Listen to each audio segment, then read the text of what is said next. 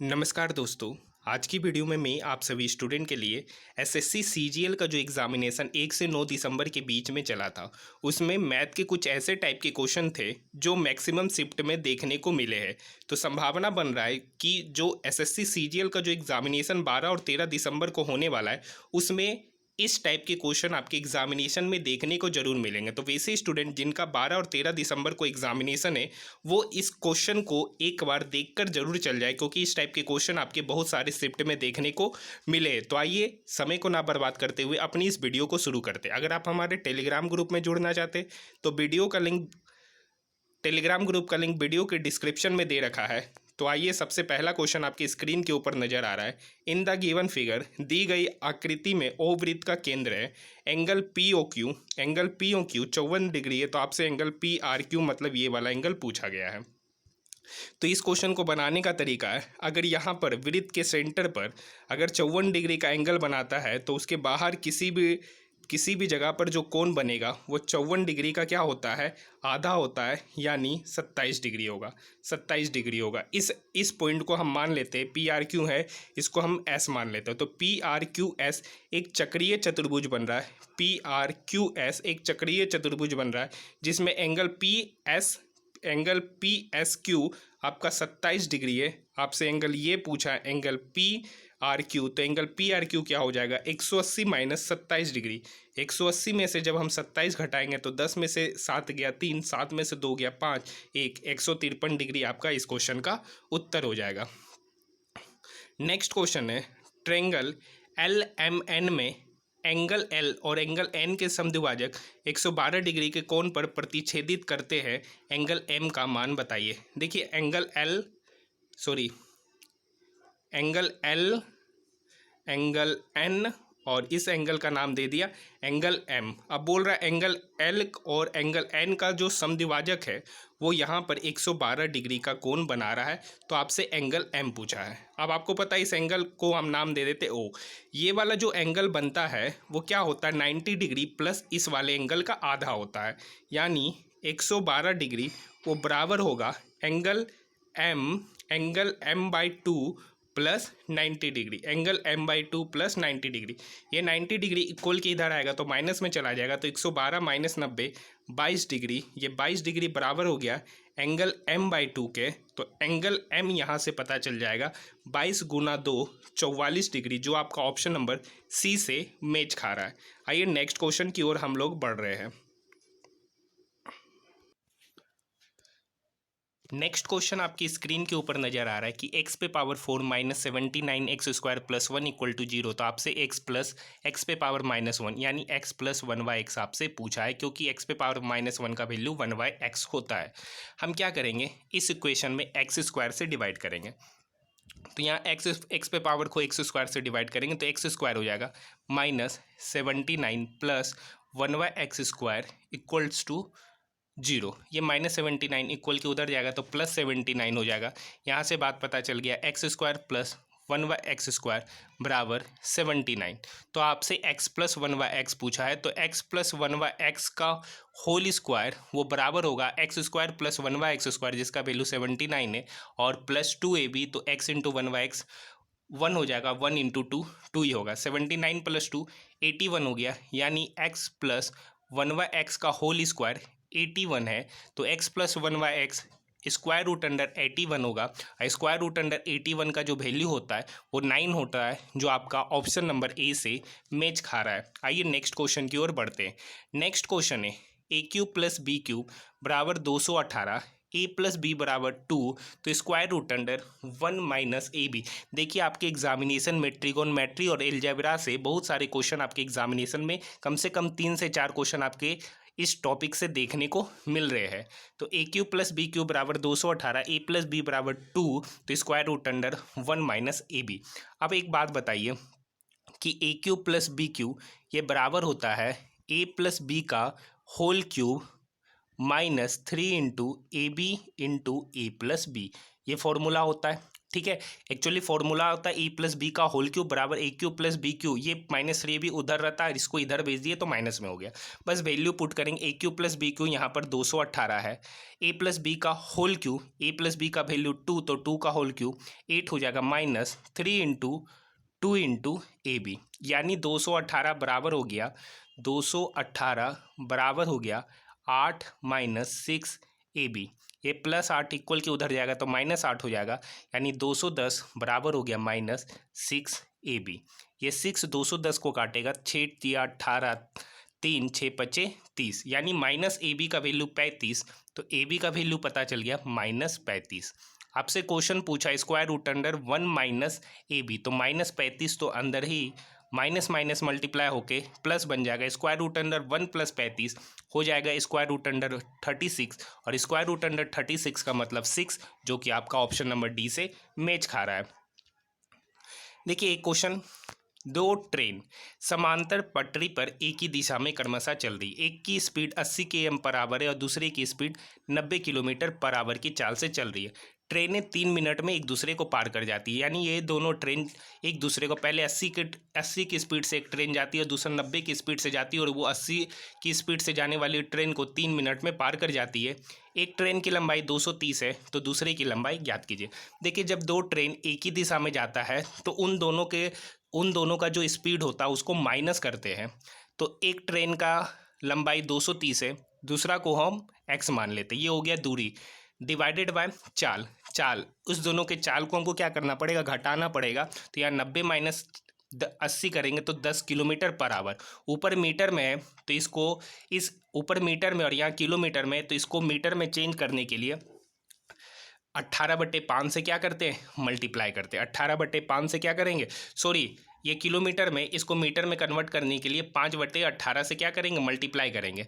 तो ऊपर हो गया 230 + x अपॉन 10 गुना 5, और 18 जो नीचे है वो ऊपर चला जाएगा, वो बराबर 3 मिनट। अब इस मिनट को सेकंड में चेंज करेंगे तो यहाँ पे 60 से मल्टीप्लाई करना पड़ेगा। ठीक है, तो ये 3, ये 18 को 6 बार में काटा, ये 6 इस साइड को 10 बार में काटा, 10 × 5 = 50, ये 50 और इधर 10 आपस में मल्टीप्लाई होके 500 बन गया, यानी 230 + x बराबर 500।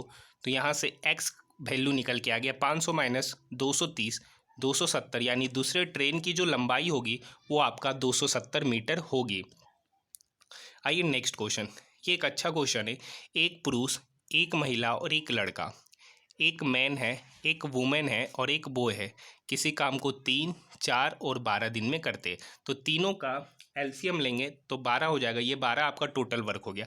मैन 3 दिन में 12 काम करता है तो मैन की एफिशिएंसी 4, वुमेन 4 दिन में 12 काम करती है तो वुमेन की एफिशिएंसी 3, और बी 12 दिन में 12 काम करता है तो बॉय की एफिशिएंसी 1। अब आगे पढ़िए, उसी काम को एक दिन में पूरा करने के लिए, मतलब इस 12 काम को एक दिन में हमको पूरा करना है, तो कितने लड़कों को एक पुरुष और एक महिला के साथ लगाया जाए। एक पुरुष की एफिशिएंसी 4 और एक महिला की एफिशिएंसी 7, मतलब 7 यूनिट 7 एफिशिएंसी के साथ कितने पुरुष को लगाना चाहिए, क्योंकि कितने लड़के को लगाना चाहिए, और एक लड़का की एफिशिएंसी 1 है। इस कार्य को एक दिन में समाप्त करना है तो 5 लड़का को लगाना पड़ेगा, क्योंकि 7 + 5 12, 12 डिवाइडेड बाय 12 हो जाएगा, जो उस काम को एक दिन में करेगा। मतलब एक पुरुष और एक महिला के साथ हमको 5 लड़का को लगाना पड़ेगा, जो आपका ऑप्शन नंबर ए से मैच खा रहा है। Next question, A B C एक काम को 8, 10 और 12 दिन में करते हैं। 8, 10 और 12 दिन में करते हैं। एक साथ मिलकर काम करने के बाद उन्हें 5,550 रुपया मिलता है। 8, 10, 12 का जब हम एलसीएम लेंगे तो 120 होगा, 120 होगा। ए 8 दिन में 120 काम करता है तो ए की एफिशिएंसी 15, बी 10 दिन में 120 काम करता है तो बी की एफिशिएंसी 12, और सी 12 दिन में 120 काम करता है तो सी की एफिशिएंसी 10। अब देखिए यहाँ पर जो पैसा का डिस्ट्रीब्यूशन होगा उसकी एफिशिएंसी के अनुसार होगा, ना कि 3 पर्सन है तो तीनों को इक्वली डिवाइड कर देंगे, जो जैसा काम करेगा उसको वैसा पैसा मिलेगा। अब तीनों को टोटल मिलाकर 5,550 मिलता है। तीनों की एफिशिएंसी कितना, 15 + 12 + 10, 15 + 10 25, 25 + 12 37, यानी 37 यूनिट का वैल्यू कितना दे रखा है, 5,550 रुपया दे रखा है। तो यहाँ से ये इसको काटेगा 37 एकम 37, 5,550 को जब हम 37 से क्या करेंगे, डिवाइड कर देंगे, तो हम ये कैलकुलेशन साइड में कर लेते हैं। तो 37 एकम 37, 15 में से 7 गया 8, 4 में से 3 गया 1, 185, 37 बचे 185, यानी ये जो 37 है ये 5550 को 150 बार में काटेगा, यानी 1 यूनिट का वैल्यू पता चल गया 150। आपसे पूछा है बी का हिस्सा, बी का हिस्सा कितना होगा, बताइए बी की एफिशिएंसी कितना था 12, 1 यूनिट का वैल्यू 150, तो 12 यूनिट का वैल्यू 12 गुना 150। जब 12 को हम 150 से मल्टीप्लाई करेंगे तो 12 गुना 15 आपको पता है 180 होता है, उस 180 में हम एक जीरो बैठा देंगे तो 1800 रुपया इसका आंसर निकल के आएगा, जो आपका ऑप्शन नंबर सी से मैच खा रहा है। आइए नेक्स्ट क्वेश्चन की ओर बढ़ते हैं। नेक्स्ट क्वेश्चन है, ए एक कार्य को 48 दिन में करता है, बी उसे 60 दिन में करता है, ठीक है, वे 12 दिनों तक एक साथ कार्य करते हैं। तो सबसे पहले 48 और 60 का जब हम एलसीएम लेंगे, 48 और 60 का जब हम एलसीएम लेंगे तो 12 पच्चे 60 और 240, इसका एलसीएम हो जाएगा 240। ए 48 दिन में 240 काम किया तो ए की एफिशिएंसी 5, बी 60 दिन में 240 काम किया तो बी की एफिशिएंसी 4, टोटल काम 240, ए की एफिशिएंसी 5, बी की एफिशिएंसी 4। अब बोल रहा वे 12 दिनों तक एक साथ काम करते हैं, मतलब ए और बी 12 दिन तक एक साथ काम किए। ए और बी की एफिशिएंसी कितना यूनिट हो गया 9 यूनिट। वो 9 यूनिट के साथ कितना दिन तक काम किया 12 दिन तक, तो वो कितना काम कर दिया 108 काम कर दिया, 108 काम 12 दिन तक कर दिया। टोटल काम कितना था 240, टोटल काम कितना था 240। आगे वाला लाइन पढ़िए कि बी शेष कार्य का 25% कितने दिन में करेगा, क्योंकि ए चला जाता है। तो 108 काम तो दोनों मिलके किए 12 दिन में, तो 240 माइनस 108 करेंगे तो 10 में से 8 गया 2 और 3 132, बचा हुआ काम कितना हो गया 132। अब बोल रहा है इस 132 काम का 25%, मतलब 25% का मतलब 1/4, इस शेष कार्य मतलब 132 काम का 1/4 को बी कर रहा, और बी की एफिशिएंसी आपको पता था कितना दे रखा था 4, ये 4 इस 132 को काटेगा, 4×3 12, 1 4×3 12, यानी 33/4 दिन में इस काम को समाप्त किया जाएगा। अब चूंकि यहाँ 33/4 दिन तो नहीं दे रखा है तो यहाँ इसको काटेंगे, 4×8 32, 4×8 32, कितना कट किया गया 3 में से 2 गया 1, यानी 8 दिन 1/4 दिन में इस काम को किया जाएगा। तो यहाँ तो 8 दिन तो आ ही गया, अब 1/4 दिन मतलब एक दिन का 1/4, एक दिन में 24 घंटा होता है, एक दिन में 24 घंटा होता है, तो उस 24 घंटा का 1/4 करेंगे तो कितना होगा 6 घंटा, यानी वो बी शेष कार्य का 25% काम को 8 दिन 6 घंटा में कंप्लीट करेगा, 8 दिन 6 घंटा में कंप्लीट करेगा। ऑप्शन नंबर डी इसका सही उत्तर होगा। देखिए इस टाइप के क्वेश्चन अभी 2 से 3 दिन में इस टाइप के क्वेश्चन बहुत रिपीट हो रहे हैं। यहाँ पर कह रहा है कि 10%, 20% और 25% की क्रमिक छूट के बराबर एकल प्रतिशत छूट ज्ञात करना, एकल प्रतिशत छूट ज्ञात करना। तो मान लेते हैं 100 पर डिस्काउंट दिया तो 100 का 10% 90, फिर 90 का 20% डिस्काउंट देंगे तो 90 का 20% 18 घटा देंगे यानी 72, फिर 72 का 25% निकालेंगे, मतलब 72 का 3/4, 18 18 तिया 54, 18 19 36 तिया 54, यानी 72 का जब 25% छूट देंगे तो लेंगे कितना 54 पर, ठीक है। क्योंकि अब यहाँ पे पूछ रहा है एकल प्रतिशत छूट बताना, मतलब इतना 2-3 छूट नहीं देना, एकल प्रतिशत छूट देना, मतलब 100 अंकित मूल्य था 54 में बेचे तो डिस्काउंट हम कितने का दिए, तो 100 माइनस 54 कितने का डिस्काउंट दिए 46% का डिस्काउंट दिए। ये बात आपको समझ में आई। 100 का सामान 10% पहला डिस्काउंट दिया तो लिया कितना 90%, फिर 90 पे 20% डिस्काउंट दिया तो लिया कितना 80%, तो 90 का जब 80% लेंगे तो 72, फिर 72 का 75% लेंगे तो 54। अब बोल रहा है कि हमको इतना सारा छूट नहीं देना, ना 10 20 25, डायरेक्ट 100 का अंकित मूल्य 54 पे बेचेंगे तो कितना का डिस्काउंट दिए 46% का डिस्काउंट दिए। नेक्स्ट क्वेश्चन देखिए, नेक्स्ट क्वेश्चन है एक वस्तु के अंकित मूल्य पर 20% और 25% की दो क्रमागत छूट 250 रुपये की एकल छूट के बराबर है। यदि वस्तु का अंकित मूल्य क्रय मूल्य से 25% अधिक है तो वस्तु का क्रय मूल्य ज्ञात कीजिए। हम मान लेते हैं कि वस्तु का क्रय मूल्य कितना 100 यूनिट। अब बोल रहा है अंकित मूल्य क्रय मूल्य से 25% अधिक है तो उस वस्तु का अंकित मूल्य कितना हो जाएगा 125 यूनिट। अब इस अंकित मूल्य पर पहले 20% का डिस्काउंट दिया तो 125 पर जब 20% का डिस्काउंट दिया तो लिया कितना 80%, तो 120 का जब हम 80% लेंगे तो 120 का 80% मतलब 100, ठीक है। अभी 100 पर फिर 25% का डिस्काउंट दिया मतलब लिया कितना परसेंट 75%, मतलब 100 का 25% डिस्काउंट मतलब 75 यूनिट। अब 100 अब बोल रहा है ये एकल छूट 250 रुपया, ये एकल छूट 250 रुपया। यहाँ पर एकल छूट नहीं है, यहाँ पर डबल छूट है। यहाँ पर एकल छूट कितना होगा, 125 में 75 का डिस्काउंट दिए, 125 MP है, अब बेचे 75 में, तो यहाँ डिस्काउंट कितना दिए 50 यूनिट का, डिस्काउंट कितना दिए 50 यूनिट का, क्योंकि 125 माइनस 75 कितना होगा 50 होगा। अब ये 50 यूनिट का ही वैल्यू कितना दे रखा है 250 रुपया, 50 यूनिट का वैल्यू कितना दे रखा है 250 रुपया, तो एक यूनिट का वैल्यू कितना होगा 50 रुपया। इस टाइप के क्वेश्चन में कल भी बताया था जो आपके एग्जामिनेशन में पूछे, तो इस टाइप के क्वेश्चन को आप अच्छे से समझ लीजिए। एक यूनिट का वैल्यू 50 रुपया, तो पूछा वस्तु का क्रय मूल्य, वस्तु का क्रय मूल्य कितना माने थे 100, तो सॉरी 50 यूनिट का वैल्यू 250 रुपया, तो एक यूनिट का वैल्यू 5 हो गया, एक यूनिट का वैल्यू 5 रुपया, तो 100 यूनिट का वैल्यू कितना होगा 100 गुना 5, 500 रुपया, जो आपका ऑप्शन नंबर डी से मैच खा रहा है। आइए नेक्स्ट क्वेश्चन की ओर बढ़ते हैं। एक दुकानदार अपने माल पर उसके क्रय मूल्य से 20% अधिक मूल्य अंकित करता है और प्रत्येक वस्तु पर 10% की छूट देता है, तो उसका प्रतिशत लाभ ज्ञात कीजिए।